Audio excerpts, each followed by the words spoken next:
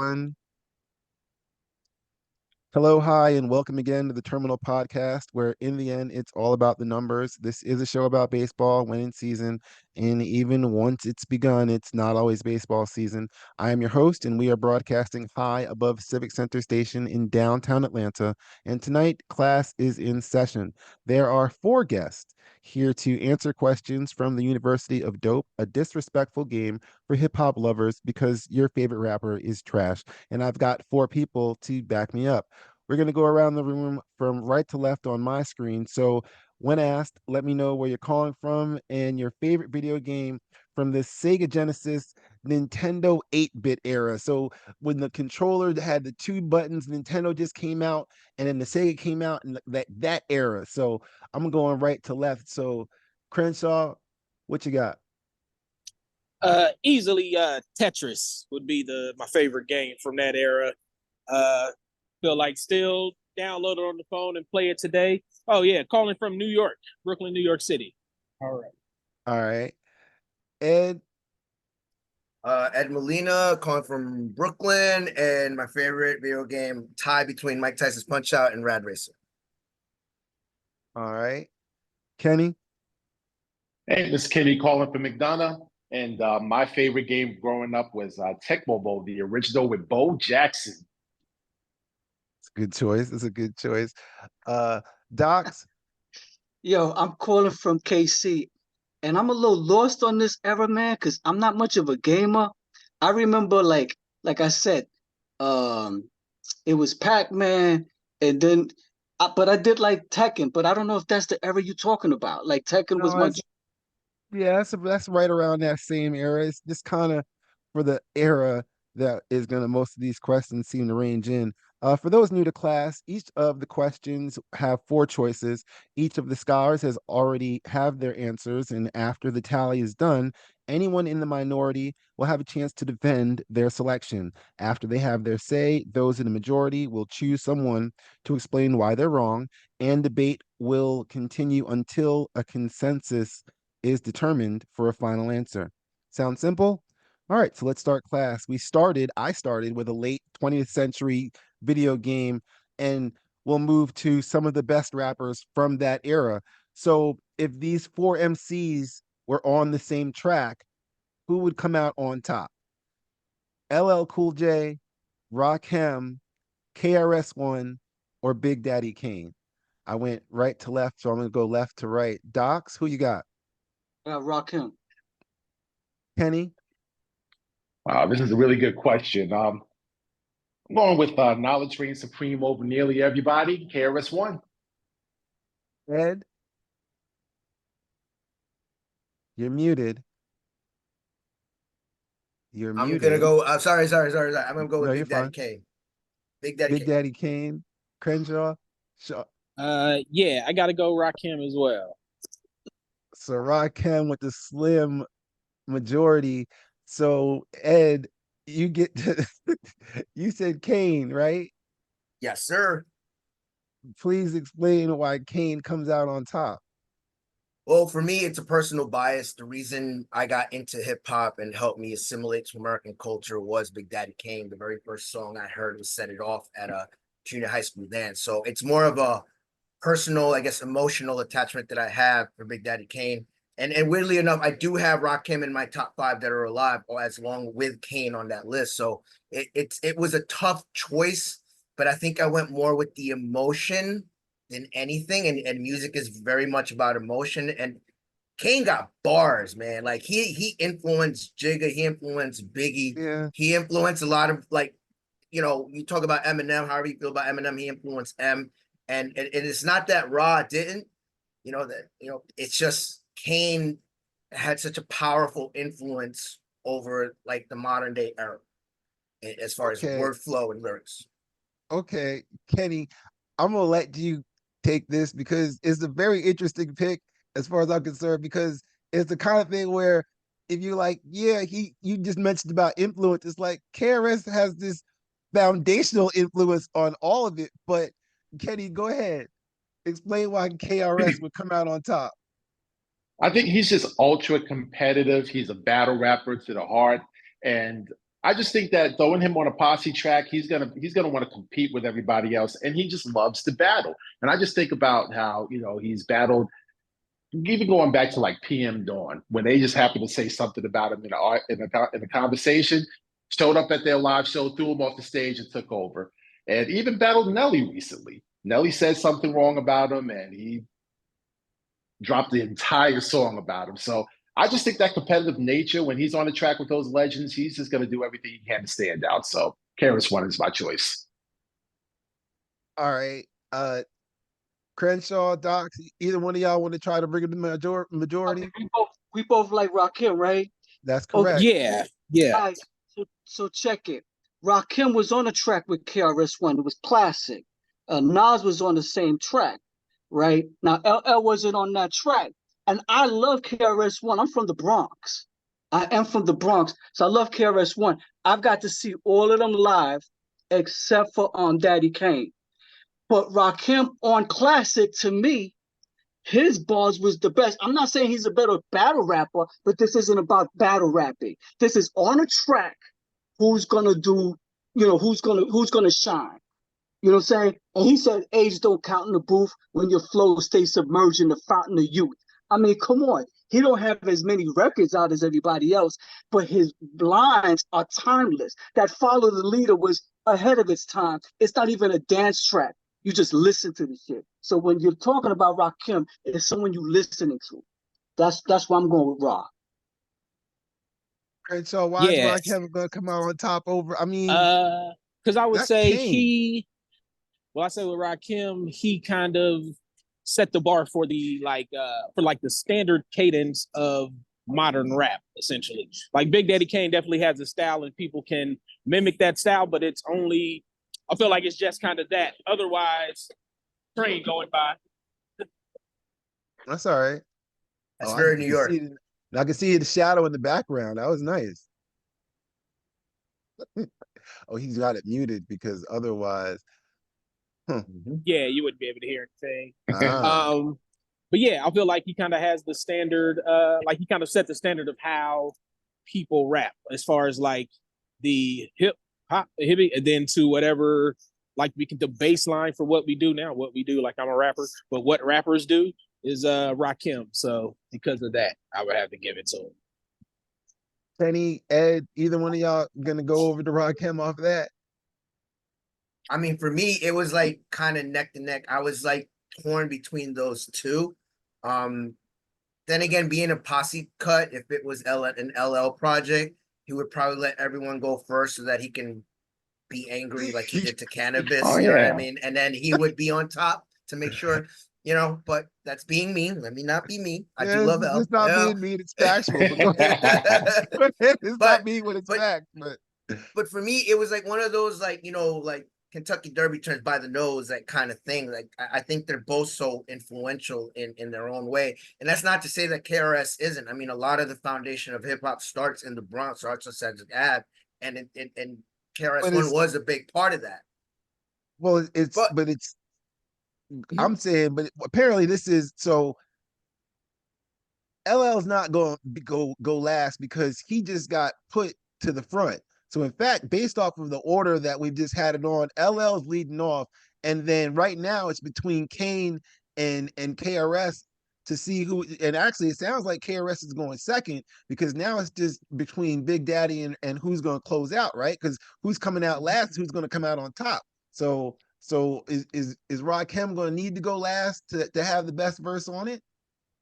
I don't think Rakim needs to go last. Rock can go first, second, third. It don't matter. It's kind of like that Bernie Mac argument. It's like in Kings of Comedy, you could have put him anywhere in the lineup. He was going to outshine everyone. And I feel like Ra is that good that it doesn't matter where you put him on a posse track. He's Rakim. I think Kane would finish out because a lot of these rappers did respect Kane's flow in that sense, So and the cadence. And he's more of a closeout. He's a Mariano to me. you're arguing in the favor of Rakim then. So Kenny, are you in the majority or what?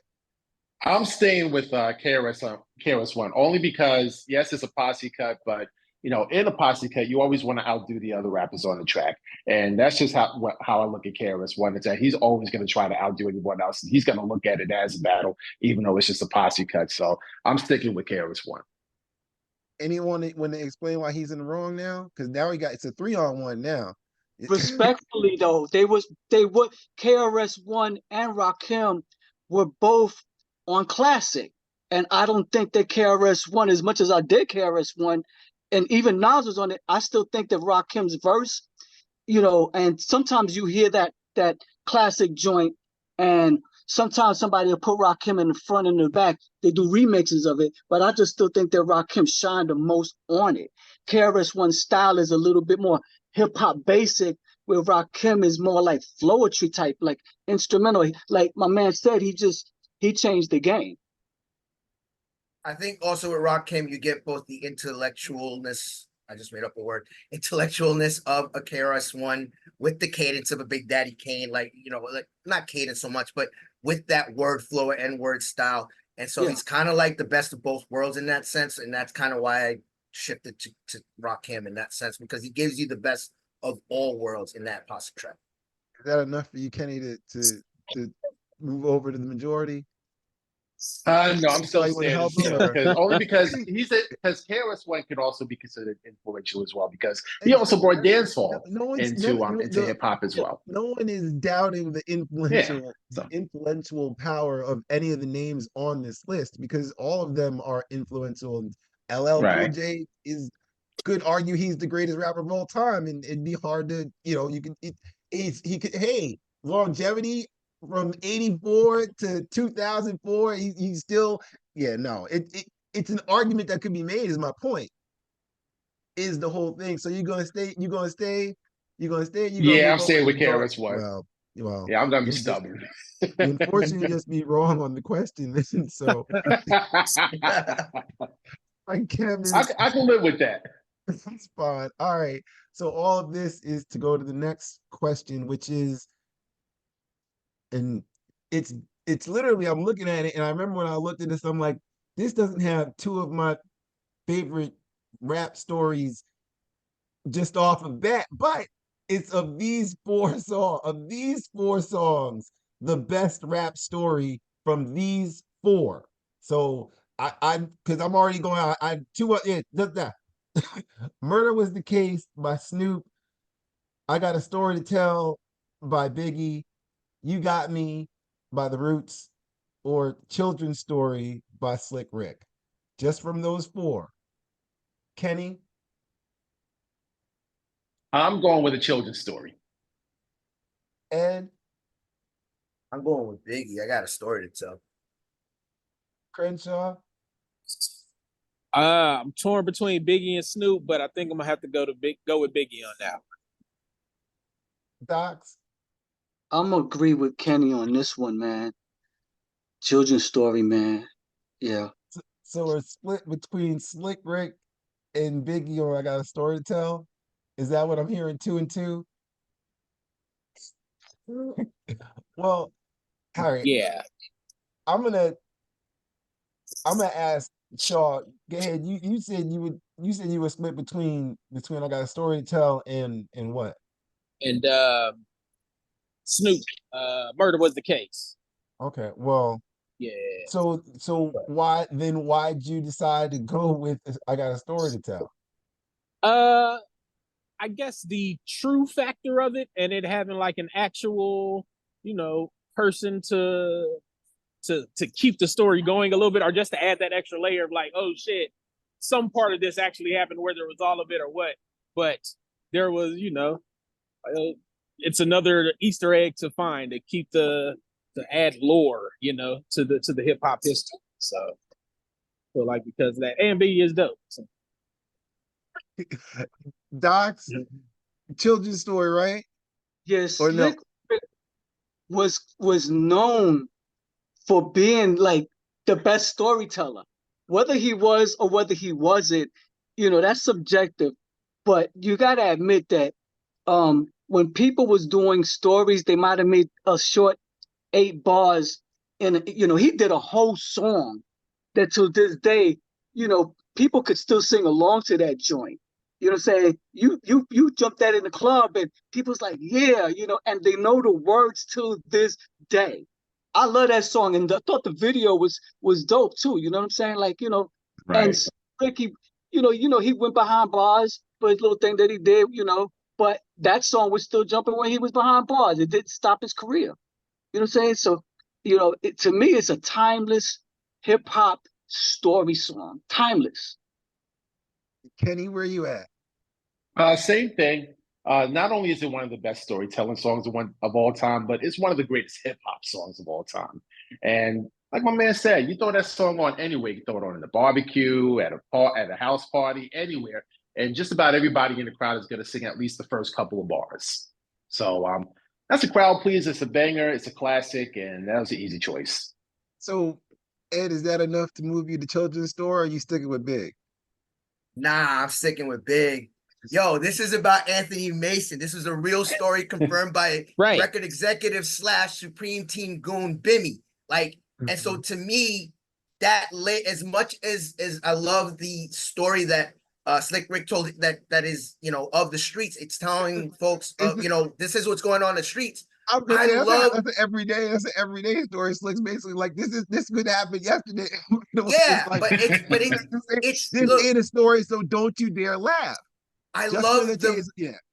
I Go ahead. love the messiness and drama of a story to tell. Like part of hip hop lore is not just storytelling, but it's messy drama, as we're seeing with Kendrick and Drake and J. Cole. Like we live for this. This is my love in hip hop. This is my reality TV.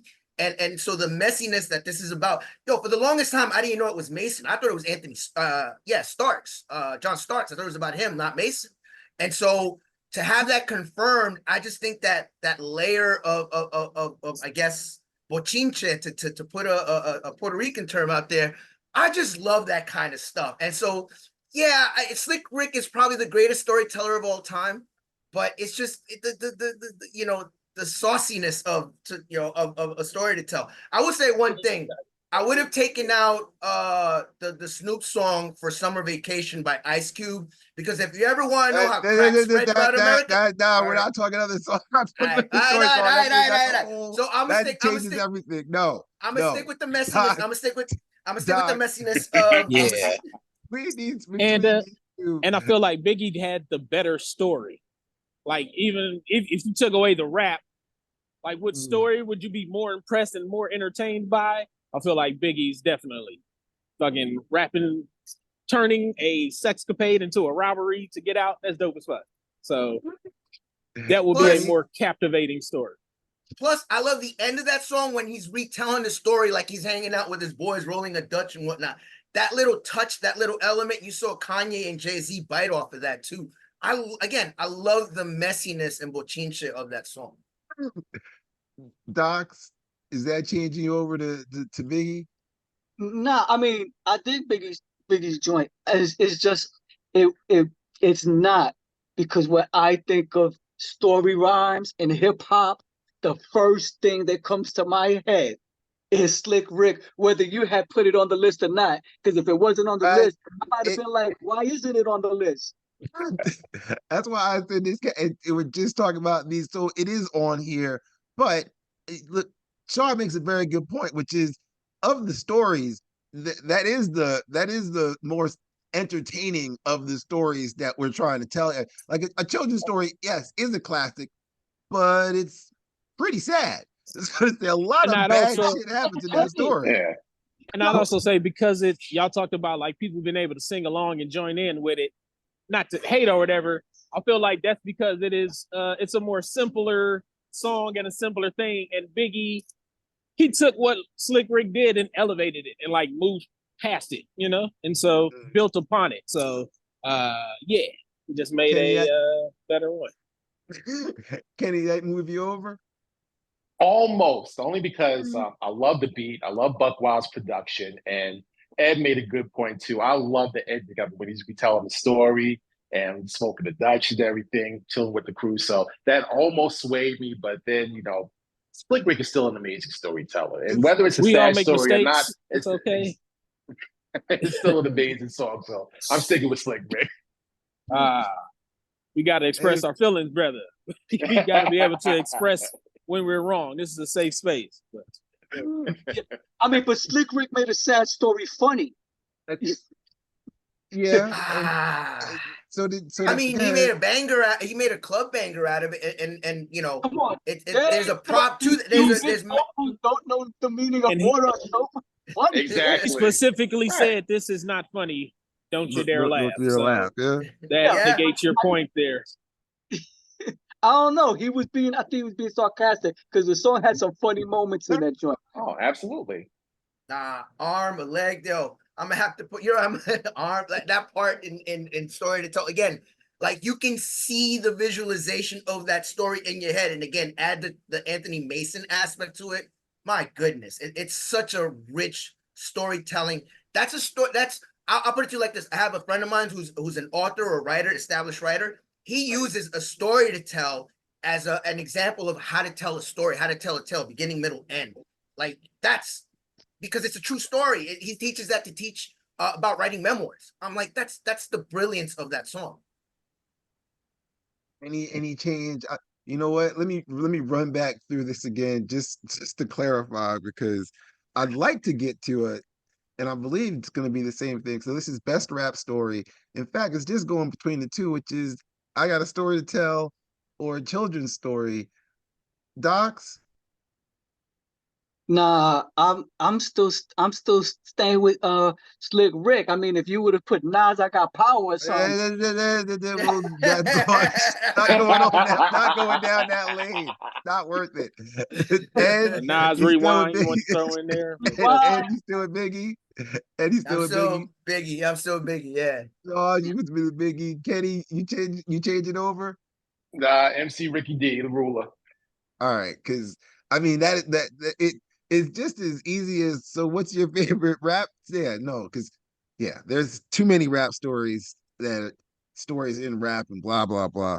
So how about the next question is essentially what Q took a story that he had in rap.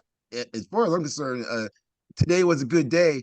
Friday is essentially a good day. So the best Ice Cube film is the question. Friday, Barbershop, Boys in the Hood, or The Players Club? That is the question. The best Ice Cube film. Shaw, what you got? Uh, Players Club. Players Club. We can debate it later, but Players Club. Docs?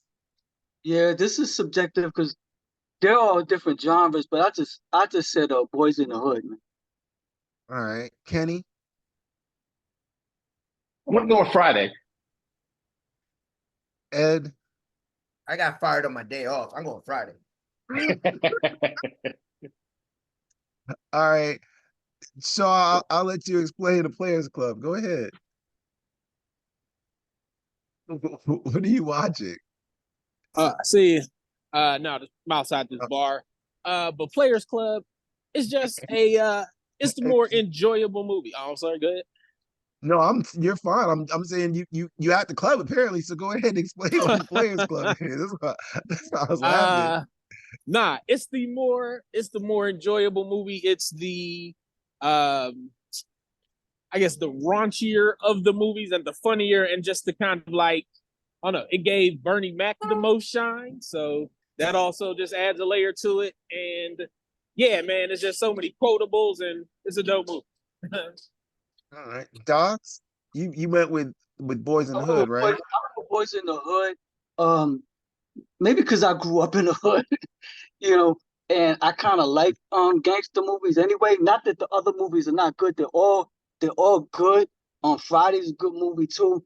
Um, but I dug the cast. Cuba Gooding Jr., good actor. I think um Lawrence Fishburne at that time. You know, uh Blair Underwood, was that Blair Underwood? That played Ricky. Who was it that played Ricky?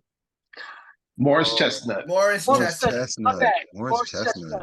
Yeah, him just trying to, get out and do the right thing. Doughboy, of course, just being gritty. It was just like they had a mixture of characters. It wasn't like Set It Off. Everybody was a thug. It was a nice mix of people. And that's how my hood was like. Everybody had their own characters, you know what I'm saying? And I dug it for the movie that it was, you know. I mean, it was a hardcore movie, it was a sad movie, it was a tragic movie. It was a Shakespearean type of a movie. You know what I'm saying? You know, Well, and looking at it, yeah. you know, from a theatrical point of view, you know, I took acting classes, so I dug it. I was like, all right, this is his some shit, you know, Ricky. I, As soon as I caught it. we could go on, but Ed, Kenny, which one of y'all want to tell them that Friday it is has the same? Go ahead. I'm not going. Go ahead, Kenny. All right, I'll jump in. For me, I love Boys in the Hood, but it was kind of like a gift and a curse because after that movie dropped, everybody wanted to tell their version of what was going on in the hood. You had your Menace to Society, South Central, even Master P dropped the hood movie. I'm about it. So it Yes. was nice for a movie Friday to come where it showed that, everything's not all bad in the hood. We get out here, we laugh and joke and cause trouble. So Friday was a breath of fresh air, and it was just nice to see a different side of the hood. And that's why that movie resonated with me a little more than all the gangsters, all the hood movies that were coming out. Ed, We all we also talk, about quotable movies by Felicia. Just yesterday, when my team Arsenal lost, I used the gif of the dude running like this, all disappointed when his stuff got stolen. Like that exemplified how I felt when my team lost. And like we talk about quotables, this movie is so memes and quotes and whatnot. And I think the one other element we're missing is that Ice Cube wrote that movie. That is his heart and soul. He put his thing into it. It has elements of Boys in the Hood about living in that poverty, but like you said, it's shining a different light to it, a different side of the kaleidoscope, where it's like, yeah, and also Witherspoon with the like, yo, sometimes we got to handle with these and not with these. Like, there's so many elements about living in that light, like living like that, not by choice, obviously, but that and yet have you still smile at the end of the day. It's kind of like that Scarface song, "Smile." It's like, yeah, things is rough, but like, there's still some positivity in there. You know what I mean? Like, and like I said, to me, this is Ice Cube's baby and heart and soul.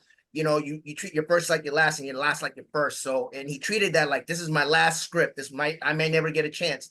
well, And that's his. he nailed That, it. He nailed it. that was his He first did. one that came out. So, Right. Shaw, I was going to say, as far as putting shine on people, it did give Bernie more time, but Friday is put Bernie on the map as far as I'm concerned because Bernie got put on that movie. If you go that whole cast of Fridays, everybody got off on that one. Whereas Right. Boys in the Hood, you went through all those people. I'm like, yeah, really. Kuba had that one little, he had a couple of year run, and then it was like, yeah, no. And then what No, was Chestnut that we remember his name. I was like, man, no one really, no, but go ahead. I will say, yeah, the other movies they definitely have these other things that I guess you would say Players Club lacks. I mean, Boys in the Hood, you definitely have like the drama and all that, and Friday is definitely hilarious. However, none of those movies have titties in them, so one for Players Club there, and you can't negate that. Right. And that's the perfect place we gotta shut down. Yeah, So I'm gonna Prime close. Lisa I'm Ray gonna is a close good here. reason to pick I'm gonna Players Club. So close salute, here. Shaw. I'm gonna close here.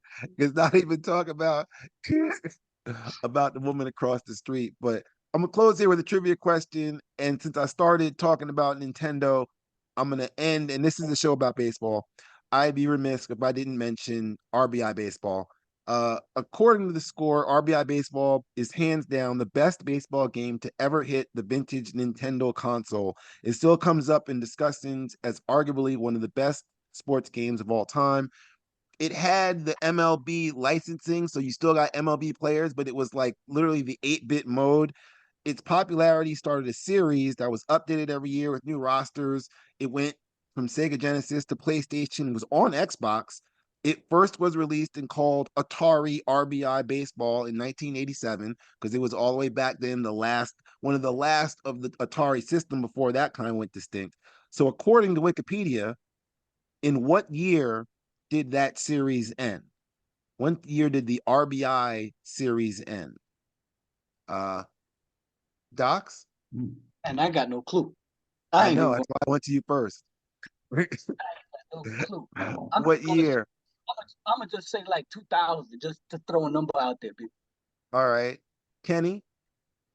I'm gonna say maybe 2003 because I think 2000. that was when triple play baseball was really taking off for EA Sports. So I'm gonna say All right. 2003.